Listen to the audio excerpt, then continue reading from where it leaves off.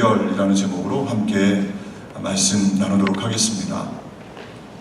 우리가 사도행전 어디까지 왔습니까? 예수님께서 온 인류를 위해서, 저와 여러분을 위해서 십자가에서 물과 피를 다 쏟으시고 죽으셨지요. 그리고 3일 만에 약속하신 것처럼 예수님 사망 권세 이기시고 부활하셨습니다.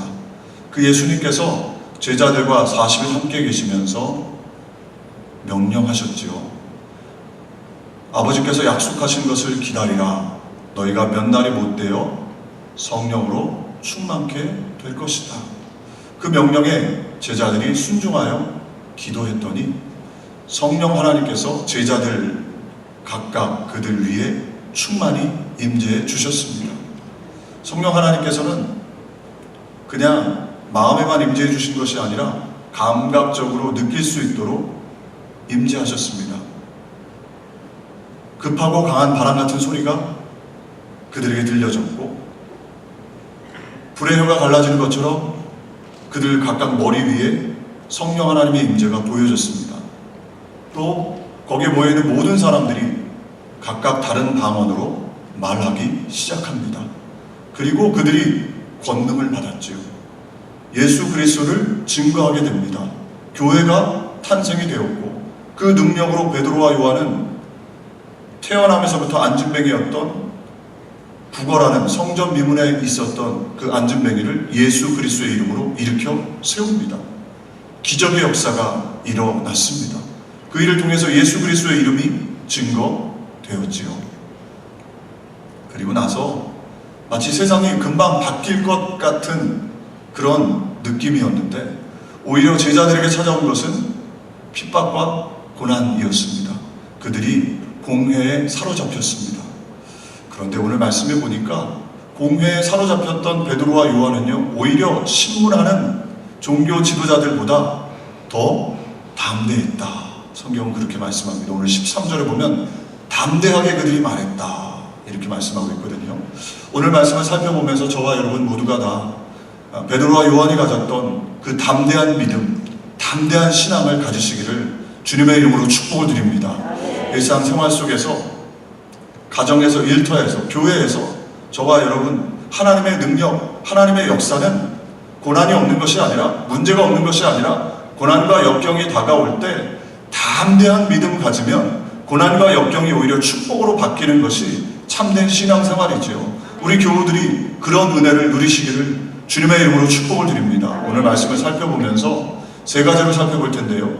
담대한 믿음의 비결 두 가지와 함께 종교 지도자들의 모습을 통해서 우리의 모습을 점검하는 세 가지로 함께 말씀의 은혜를 나누기를 원합니다. 첫 번째로, 보이는 것보다 보이지 않으시는 하나님을 바라보라 입니다. 한번 따라해 보실까요? 보이는 것보다 보이지 아니하시는 하나님을 바라보기. 보이지 않으시는 하나님을 바라보기.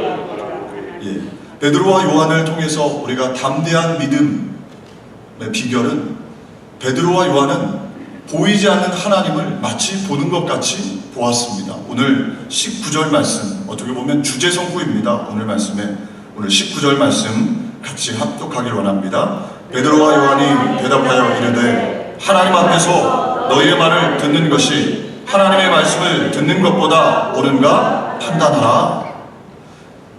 베드로와 요한은 오늘 공회 앞에 서 있지만, 그들이 공회 앞에만 있는 것이 아니라 누구 앞에 있는 것이냐? 하나님 앞에 있다, 이렇게 고백합니다. 저와 여러분, 우리가 예배를 드릴 때 저와 여러분이 저를 보고 계시지요. 저는 우리 교우들을 보고 있습니다. 그런데 저와 여러분, 이 앞에 저만 있는 것이 아니라, 여러분들이 앉아 계신 그 자리에 여러분들만 있는 것이 아니라 누가 계십니까? 우리는 하나님 앞에 서 있습니다. 우리가 드리는 찬양, 우리가 드리는 말씀, 우리가 드리는 기도, 사람, 목회자, 성도, 교우들에게 하는 것이 아니라 하나님 앞에 하고 있는 것이죠. 베드로와 요한은 지금 그것을 고백하는 것입니다. 비록 공회 앞에 있지만 우리는 공회 앞에만 있는 것이 아니라 하나님 앞에 있습니다. 이걸 헬라어로는 코람데오라고 그러죠. 하나님 앞에 라는 고백입니다. 우리 사랑하는 교회 여러분, 저와 여러분이 예배 드릴 때만 하나님 앞이 아니라 일상생활 속에서, 가정과 일터 속에서 저와 여러분은 하나님 앞에 서 있습니다. 그것을 믿으시는 신앙 될 때 담대한 신앙, 담대한 믿음이 된다는 것입니다. 존 낙스는 이 사도행전 4장을 이렇게 간단하게 한 문장으로 표현합니다. 그들은 하나님을 두려워했기 때문에 사람을 두려워하지 않았다. 그러니까 그들은 비록 사람들 앞에 있지만 사람들만 본 것이 아니라 하나님을 바라보고 하나님을 두려워했더니 사람을 크게 두려워하지 않게 되었다는 것입니다. 그의 반면에 오늘 사도행전을 기록한 누가는요, 자세하게 종교 지도자들의 모습을 기록하고 있습니다. 오늘 13절 보면 종교 지도자들의 모습은 베드로와 요한과 완전 상반된 모습을 보이고 있습니다. 13절 제가 말씀을 봉독해 드리겠습니다. 그들이 베드로와 요한이 담대하게 말함을 보고 그들을 본래 학문 없는 범인으로 알았다가 이상히 여기며 또 전에 예수와 함께 있던 줄도 알고 베드로와 요한이 담대하게 말하는 것을 보았습니다. 그리고 그들이 본래 학문이 없는, 그러니까 스펙도 없고 가방끈도 짧은 일반인인데 어떻게 이렇게 담대하게 예수의 이름을 선포할 수가 있는가? 어떻게 담대하게 하나님의 말씀을 전할 수 있는가? 이상하게 여겼다는 것이죠. 그리고 또 종교 지도자들은 14절에 이렇게 말씀합니다. 또 병 나은 사람이 그들과 함께 서 있는 것을 보고 비난할 말이 없는지라. 그들 눈앞에 담대하게 전하는 베드로와 요한, 그리고 배움이 없는 베드로와 요한의 모습이 보이고 그 옆에는 병 나은 사람이 보였다는 것입니다.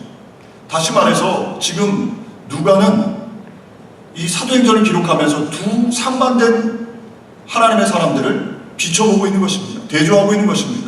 비록 지금 신분받고 있는 베드로와 요한, 언제 고난, 채찍질, 어떻게 보면 죽음까지 이를 수 있는 신분을 받고 있는 그들이 담대하게 사람만 보고 있는 것이 아니라 신문하는 사람들, 종교 지도자들만 바라보는 것이 아니라 하나님을 바라보고 있고, 반면에 신문하는 종교 지도자들은 지금 눈에 보이는 것만 보고 있다는 것이죠.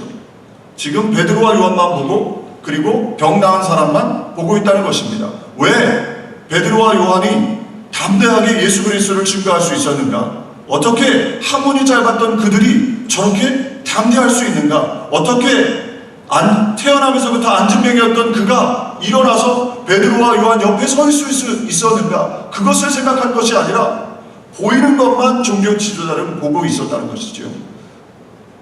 사랑하는 교회 여러분, 저와 여러분 이 시간에 저와 여러분의 눈에 보이는 것만, 사람들만 보이는 것이 아니라 하나님을 바라보시기를 주님의 이름으로 축복을 드립니다. 종교 지도자들은 다시 말해서 현상만 보았다는 것이죠. 본질과 원리, 그러니까 어떻게 안진뱅이가 일어날 수 있었는가? 어떻게 학문이 없었던 베드로와 요한이 담대하게 말할 수 있었는가?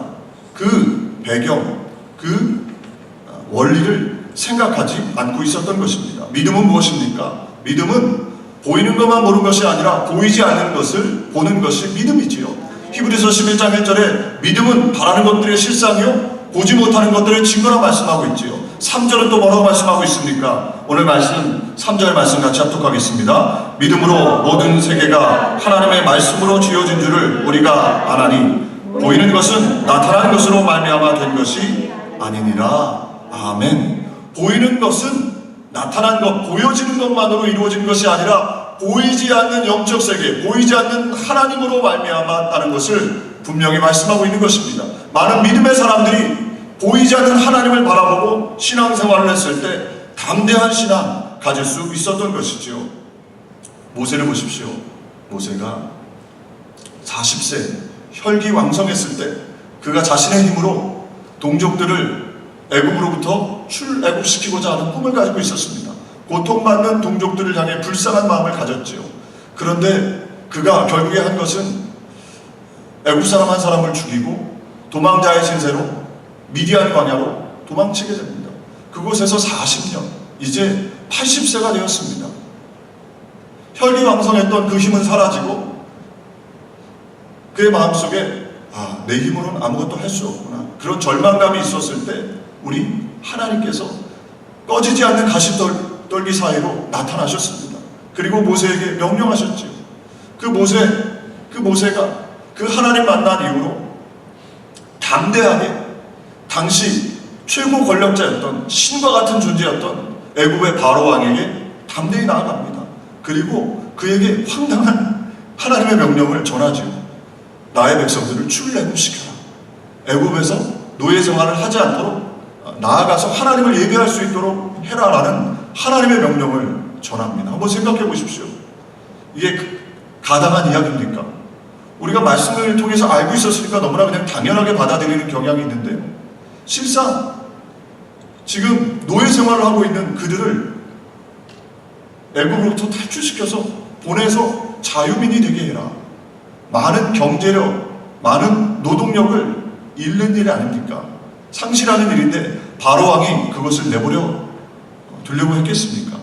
두려운 마음이 모세의 마음속에 들었을 거예요. 그럼에도 불구하고 모세는 담대하게 바로 왕에게 나아가서 하나님의 명령을 전했던 것이죠. 그랬을 때 그 담대한 믿음을 통해서 하나님께서 이스라엘 백성들을 출애굽시켜 주시는 놀라운 기적의 역사가 일어났던 것입니다. 사랑하는 교회 여러분, 저와 여러분에게도 동일한 믿음이, 동일한 담대함이 필요한 것 아닙니까? 우리의 가정을 향해서, 우리의 일터를 향해서, 우리의 주변에 있는 사람들을 향해서 저와 여러분이 보이지 않지만 살아계신 하나님, 보이지 않지만 하나님 보좌 우편에 앉아 계신 그 예수님, 그분을 전하는 그 믿음, 또 우리가 하나님이 주신 말씀들을 가지고 가정을 향해서 나아갈 때 하나님의 역사가 우리 가정을, 또 일터를 살리는 놀라운 은혜가 임하게 되는 줄로 믿습니다. 히브리서 11장 27절은 이렇게 말씀합니다. 믿음으로 애굽을 떠나 왕의 노함을 무서워하지 아니하고 곧 보이지 아니하는 자를 보는 것 같이 하여 참았으며, 모세가 보이지 않는 하나님을 보는 것 같이 보았다는 것이죠. 저와 여러분도 담대한 믿음은 보이지 않는 그분을 보이는 것처럼 바라보는 것이죠. 오늘도 예배 속에 그런 은혜가 있으시기를 주님의 이름으로 축복을 드립니다. 시편 43편 5절도 말씀합니다. 내 영혼아 어찌하여 낙심하며 어찌하여 내 속에서 불안해하는가? 너는 하나님께 소망을 두라. 그가 나타나 도우심으로 말미암아 내 하나님을 여전히 찬송하리로다. 아멘. 내 영혼아 어찌하여 낙심하느냐? 어찌하여 불안해하느냐? 내 하나님을 바라보라는 것이죠. 내 하나님을 바라보고 하나님이 도우시고 하나님이 새롭게 하실 것을 소망하라는 것입니다. 참된 예배는 보이지 않는 하나님을 바라보며 소망을 얻는 것이지요.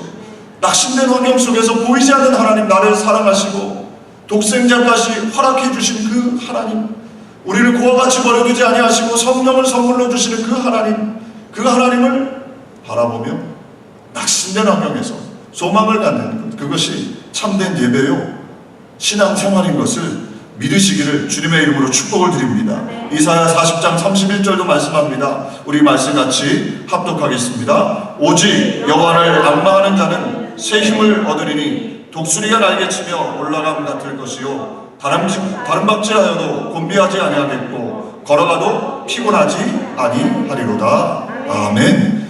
여호와 하나님을 바라보라는 것입니다. 앙망하라는 것이죠. 그럴 때 여호와 하나님께서 우리에게 새 힘을 주셔서 독수리가 날개치며 올라가는 그런 새 힘이 여호와 하나님을 바라볼 때 우리 가운데 임한다는 것입니다. 오늘 혹여나 예배 가운데 지쳐있는 육신, 아픈 육체, 낙심된 상황 속에 있다면 하나님을 믿음의 눈을 들어 바라보시기를 주님의 이름으로 축복을 드립니다. 보이는 것만 바라보는 것이 아니라 보이지 않는 하나님을 바라볼 때 저와 여러분 안에 담대한 믿음이 임하게 될 줄로 믿습니다. 신앙생활은 은밀한 중에 계신 하나님을 바라보는 것이죠. 우리가 봉사를 드리고 또 금식을 하거나 헌물을 드리거나 구제를 할 때 우리 예수님께서 말씀하셨죠.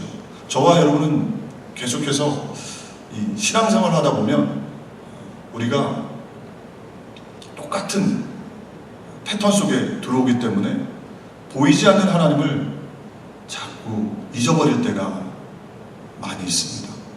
그래서 사람들에게 자랑하고 싶고 사람들에게 보여지고 싶고 내지는 어떤 경우에는 목회자에게 칭찬받고 싶고 또 칭찬하지 않으면 서운하고 낙심되고.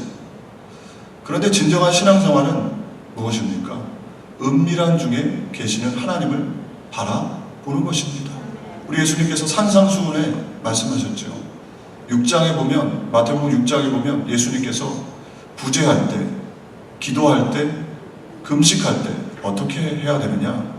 은밀한 중에 계신 내 하나님을 바라보라고 말씀합니다. 사랑하는 교회 여러분, 저와 여러분의 신앙이 그런 신앙이 되시기를 주님의 이름으로 축복을 드립니다. 자꾸 보여지는 사람들에게 나타나는 신앙이 아니라요. 어떻게 보면 저에게 목회자에게 칭찬을 받으면 하나님 앞에 칭찬받는 게 없을지도 몰라요. 이미 다 이 땅에서 받았으니까.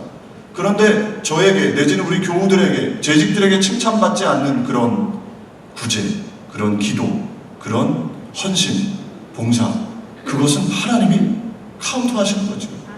그래서 우리 교우들, 제가 만약에 칭찬 잘 못하더라도 우리 교우들이 그걸 기억하시길 바랍니다. 하나님이 은밀한 중에 나를 보고 계신다.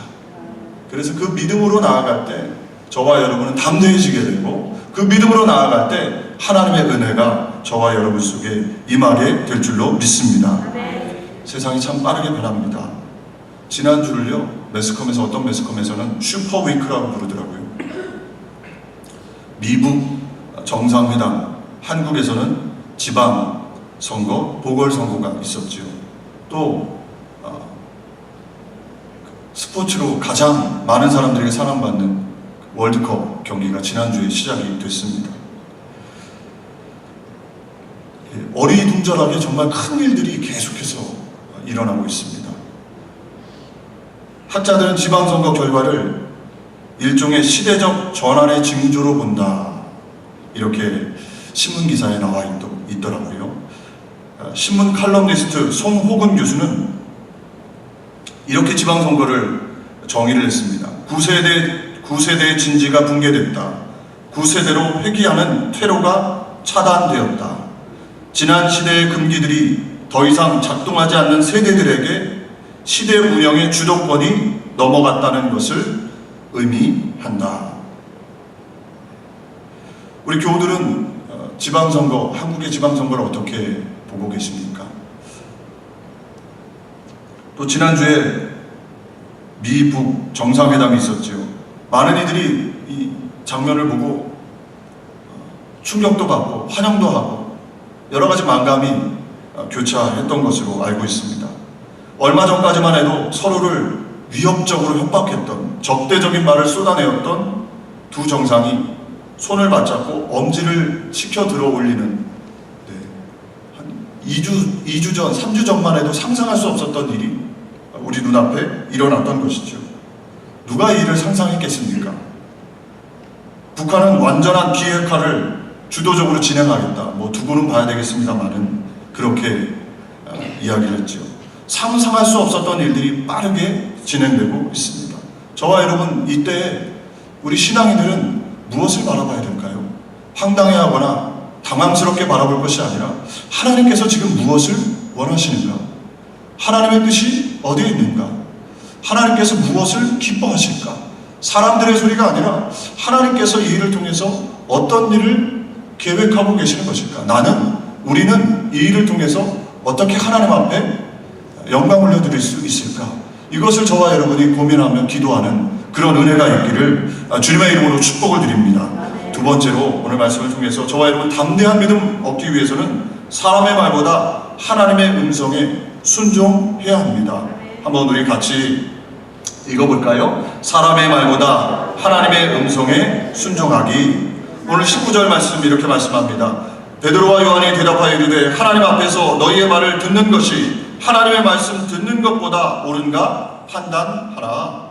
베드로와 요한을 통해서 우리가 배울 수 있는 두 번째 담대한 믿음의 비결은 하나님의 음성에 귀 기울이는 것입니다. 사람들의 이야기, 사람들이 말하는, 누군가가 말하는 이 이야기가 아니라 하나님의 음성에 귀 기울이는 것이죠. 베드로와 요한은 자신의 목숨을, 자신의 삶을 뒤바꿀 수 있는 그런 신문하는 종교 지도자들, 그들 앞에 지금 서 있습니다.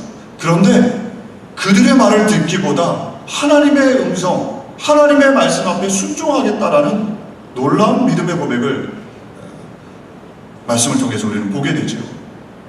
반면에 오늘 종교 지도자들은 어떻습니까? 오늘 21절에 보면 이렇게 말씀합니다. 관리들이 백성들 때문에 그들을 어떻게 처벌할지 방법을 찾지 못하고. 누구 때문에요? 백성들 때문에. 지금 누가는 의도적으로 비교하고 있습니다. 베드로와 요한의 모습과 종교 지도자들, 관리들의 모습을 비교하는 것이죠. 베드로와 요한은 하나님의 음성을 듣겠다 그렇게 결단한 반면에 종교 지도자들, 관리들은 지금 백성들 때문에 사람들의 이야기에 주목하고 있는 두 모습을 지금 대조하고 있는 것이죠. 참된 신앙은 무엇입니까? 물론 그렇다고 사람들의 말 모두 다 무시해라, 그것이 아니라요, 하나님의 음성과 사람의 음성이 상반될 때 저와 여러분은 누구의 음성을 들어야 되느냐, 이것이지요. 참된 신앙은 하나님 음성에 귀 기울여 나아가는 것이지요. 우리 교우들이 그런 은혜가 있으시기를 주님의 이름으로 축복을 드립니다. 하나님의 음성 들으려면 매일매일 기도해야 합니다. 매일매일 하나님의 말씀 앞에 귀 기울여야 합니다. 그렇지 않고 어떻게 하나님의 음성인지 사람의 음성인지 구별할 수 있겠습니까? 우리 사랑하는 교우들이 이민생활 얼마나 힘들고 어렵습니까? 사람들의 이야기보다 저와 여러분의 신앙이 하나님의 음성 앞에 순종할 수 있는 그런 참된 신앙 되시기를 주님의 이름으로 축복을 드립니다. 예수님의 십자가 사건이 바로 하나님의 음성 앞에 순종한 사건 아닙니까? 사랑하는 제자들, 3년 반 쫓아다녔던 제자들까지요, 주님 그리 하지 마십시오. 예수님께서 자신이 십자가를 지고 온 인류의 죄를 짊어지고 죽으셔야 되겠다는 말씀을 하자마자 마태복음 16장에 보면 베드로가 주님 그리 하지 마십시오, 그렇게 이야기하는 것을 우리가 말씀을 통해서 알고 있지 않습니까? 가족들도, 어머니도 다 반대하지 않았겠습니까? 누가 그 아들이 십자가를 지고 극형을 당하는데 그것을 환영할 수 있겠습니까?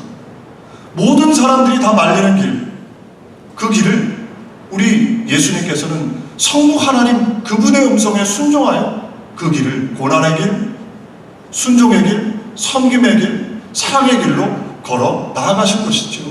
저와 여러분도 사람의 이야기가 아니라요, 하나님이 무엇을 기뻐하시는가, 이 하나님의 음성 앞에 순종할 때 저와 여러분을 통해서 가정이 살고, 저와 여러분을 통해서 우리 일터가 살고, 저와 여러분을 통해서 교회가 살아나는 귀한 역사가 있게 될 줄로 믿습니다. 아브라함을 보십시오. 하나님의 음성을 들었습니다. 독자 이삭을 하나님 앞에 바쳐라. 가장 먼저 누가 반대했을까요? 아마 그 이야기를 하면 옆에 있는 와이프가 제일 먼저 반대하지 않았겠습니까? 그래서 그런지 아브라함이 새벽 미명에 일어납니다. 그리고 독자 이삭을 데리고 모리아 산으로 가죠. 번제를 드리려고 합니다. 하나님 앞에, 하나님의 음성 앞에 철저하게 순종한 것이죠. 그랬을 때 하나님께서 그 아브라함의 믿음을 보시고 아브라함을 믿음의 조상으로 세우시고 그 후손들에게 복을 주신 것이죠. 사랑하는 교회 여러분, 저와 여러분도 마찬가지입니다. 사람의 이야기가 아니라요, 하나님의 무엇을 기뻐하실까? 하나님의 음성은 무엇인가? 이것을 저와 여러분이 고민할 때 저와 여러분을 통해 우리 가정이 살아납니다. 우리 자녀들이 복을 받습니다. 우리를 통해 하나님의 역사가 일어나는 것이죠. 때때로 사람들이 다 반대할 때가 있습니다. 제가 섬겼던 한국의 교회, 여의도 순복음교회, 제가 말씀을 준비하면서 생각났던 모습이, 우리가 조용기 목사님 이 서대문에서 여의도로 옮길 때 이야기를 제가 마음속에 이렇게 떠오르더라고요. 여의도 순복음교회 처음에 여의도에 있지 않았고 불광동에서부터 천막을 치고 가만히 깔고 라면 박스 같은 박스를 놓고 강대상을 만들어서 5명에서 시작한 교회, 그 교회에 성령의 능력이 임했고 교회가 부흥되기 시작했습니다. 그래서 불광동에서 서대문으로 옮겼죠. 서대문 교회가 부흥이 넘쳐났습니다. 주체할 수 없을 정도로 사람들이 많이 몰려들었죠. 그때 목사님이 기도하시는데 하나님의 음성이 여의도로 가라 라는 음성이 들렸다고 합니다. 그런데 당시 여의도는 그냥 모래사장이었어요. 아무것도 없는. 그래서 그 이야기를 재직들이랑 하니까 아무도 찬성을 안 합니다. 모두가 다 반대합니다.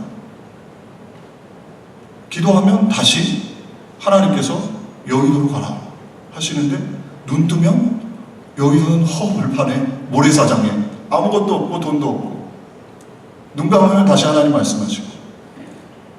그래서 서울시장을 당시 찾아가서 이야기를 했더니 여의도에 무상으로 땅을 빌려줬습니다. 그래서 교회 건물을 짓기 시작하는데, 우리가 지금은 뭐 큰 교회, 세계 큰 교회로 생각하고 당연한 것으로 볼 수 있습니다만은, 그 건물에 올라가기까지 조영기 목사님의 또 많은 재직들의 눈물과 피가, 땀이 있었던 것이죠.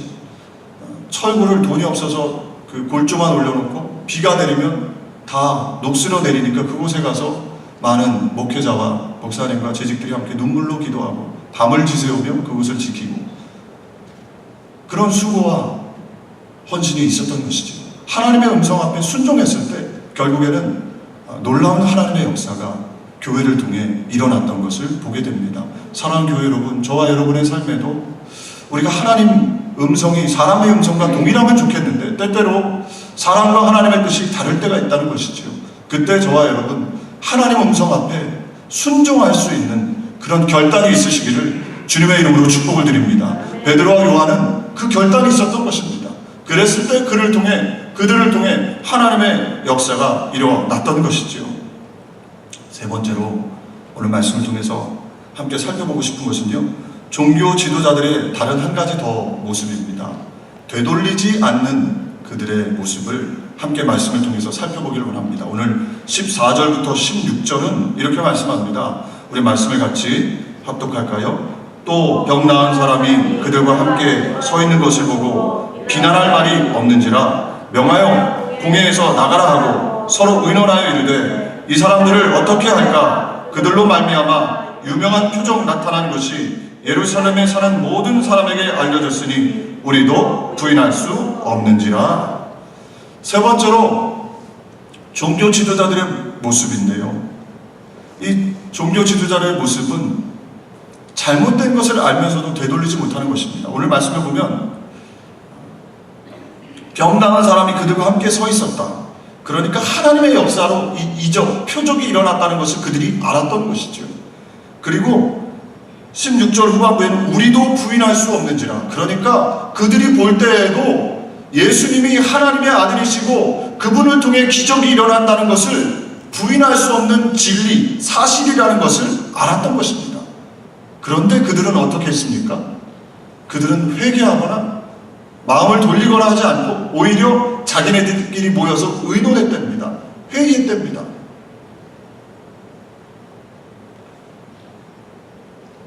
사랑하는 교회 여러분, 진정한 신앙은 무엇입니까? 잘못했을 때 되돌리는 것입니다. 우리 모두는 다 연약해요. 우리 모두는 다 쓰러지고 넘어집니다. 여기서 저를 포함해서 우리 모두가 죄 안 지은 사람이 어디 있겠습니까?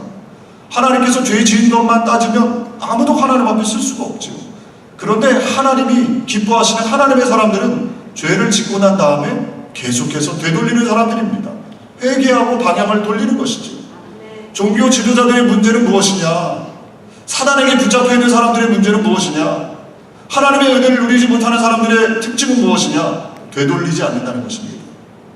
잘못된 방향인 줄 알면서도 그 길로 계속해서 내어 달리는 것이죠. 그럴 때 하나님의 은혜, 하나님의 역사가 나타나지 않는다는 것입니다. 가장 좋은 차는 어떤 차일까요? 여러분들은 어떤 차가 가장 좋은 차라고 생각하십니까? 유명 메이커, 벤츠, BMW, 또 일본의 좋은 차들, 좋은 차가 맞습니다. 어떤 차가 그럼 가장 안 좋은 차일까요? 여러분들은 어떤 차가 가장 안 좋은 차라고 생각하십니까? 저는 이렇게 정의를 해봅니다. 가장 좋은 차는 브레이크가 잘 드는 차, 가장 안 좋은 차는 브레이크가 안 드는 차. 인생에서도 가장 하나님의 은혜를 받는 사람들은 누구냐? 브레이크를 밟을 수 있는 사람입니다. 잘못된 길로 달려갈 때 그것이 잘못됐다는 것을 깨달았으면 돌리는 인생이죠. 멈추는 인생입니다. 그럴 때 그의 인생에 하나님께서 역사하시는 것이죠. 저와 여러분 동일하게 모두가 다 쓰러집니다. 넘어집니다. 그러나 중요한 것은 거기서 돌리는 것입니다. 방향을 돌리는 것이죠. 내가 잘못된 길인 걸 알면서도 계속 내어 달린다. 그것은 사단에게 붙잡혀 있는 것이에요. 하나님의 은혜를 받을 수가 없습니다. 늘 저와 여러분 우리를 점검해 봐야 돼요. 내가 지금 하나님이 기뻐하시는 모습으로 신앙생활하고 있는가? 내가 하나님이 기뻐하시는 모습으로 은혜 받는 모습으로 내 마음이 준비되어 있는가? 만약에 그렇지 않다면 예배 가운데 참된 예배는요, 먼저 내 마음을 돌리는 것입니다. 베드로와 유다의 차이는 무엇입니까? 둘 다 예수님의 제자 아닙니까? 어떻게 보면 베드로는 수제자라고 부르지 않습니까? 그런데 죄의 경중을 따지면 제가 볼 땐 베드로가 더 큰 죄를 지은 것 같아요. 예수님을 목숨 걸고 쫓는다고 했다면, 그렇게 고백했으면서도 베드로는 예수님을 그냥 부인한 것이 아니라 3번 부인했고요, 저주까지 했습니다. 유다는 예수님을 돈 주고 은 30에 팔았지요. 그런데 인생의 결과는 전혀 다른 차이를 낳습니다. 둘 다 죄를 지었지요. 베드로는 인생의 방향을, 회개의 방향을 돌렸습니다. 그러나 유다는 잘못된 길을 알면서 나중에 자살이라는 더 잘못된 길을 선택하죠. 결국에는 유다의 이름은 영원히 온 인류의 범죄자 이름으로 남아있고, 베드로는 회개하고 마음을 돌렸기 때문에 하나님 나라의 귀한 일꾼이 되었다는 것입니다. 저와 여러분도 마찬가지입니다. 저와 여러분, 우리가 만약에 잘못된 길을 걷고 있다면 돌려야 합니다. 그럴 때 하나님의 역사가 일어나는 것이죠. 역대하 7장 14절 말씀하고 있습니다. 내 이름으로 일컫는 내 백성이 그들의 악한 길에서 떠나 스스로 낮추고 기도하여 내 얼굴을 찾으면 내가 하늘에서 듣고 그들의 죄를 사하고 그들의 땅을 고칠지라. 악한 길에서 떠나 자신을 낮추고 기도하고 내 얼굴을 찾으면 하나님이 은혜 주신다는 것입니다. 가정을 고쳐주시고 일터를 고쳐주시고 교회 공동체를 고쳐주시고 하나님의 은혜를 부어주신다는 것입니다. 스위스 조각가 알베르토 자코메티 걷는 사람이라는 그런 예술 작품이 있습니다. 그냥 뼈대만 남아있는, 뼈만 앙상한 어디론가 걸어가고 있는 작품이지요. 한국에서 전시된 적이 있는데요, 전시실 벽면에 이렇게 적혀 있답니다. 마침내 나는 일어섰다. 그리고 한 발을 내디뎌 걷는다. 어디로 가야 하는지, 그리고 그 끝이 어딘지 알 수 없지만 그러나 나는 걷는다. 그렇다. 나는 걸어야만 한다. 이런 내용이 붙어 있대요. 한국의 한 김기성 목사님이라는 분이 그 그림을 이렇게 해석했습니다. 일어섬은 넘어짐을 전제합니다. 넘어짐은 고통스럽습니다. 넘어짐이 반복되면 절망감에 사로잡히기도 합니다. 자코메티는 고난과 역경이 끊이지 않는 인생이지만 그럼에도 불구하고 실패와 시련을 벗삼아 두 눈을 부릅뜬 채 세상을 응시하며 앞으로 나아가는 것, 어쩌면 그것이 인생이 아니겠냐고 말하고 있습니다. 근데 이 그림을 보면서 제가 이 김기성 목사님의 이야기뿐만 아니라 되돌린다는 것은 무엇일까? 일어서는 것과 같은 것이 아닐까?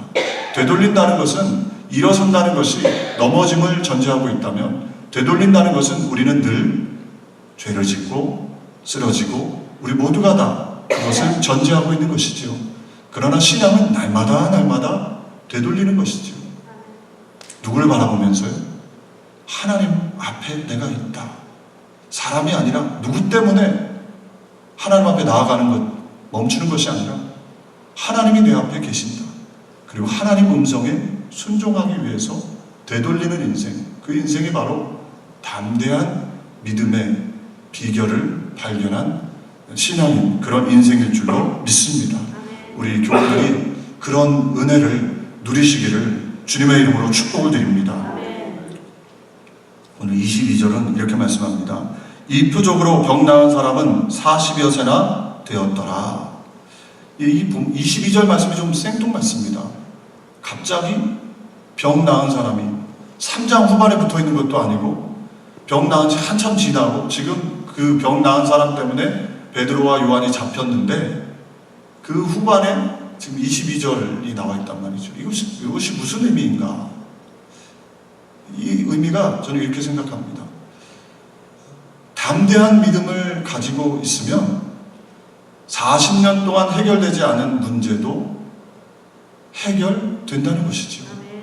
반평생 어떤 사람에게는 해결되지 못했던 인생의 중요한 문제, 마음의 소원, 간구, 그것이 담대한 믿음의 소유자 베드로와 요한을 만났을 때 그 믿음의 능력, 하나님의 능력으로 치료를 받는다는 것입니다.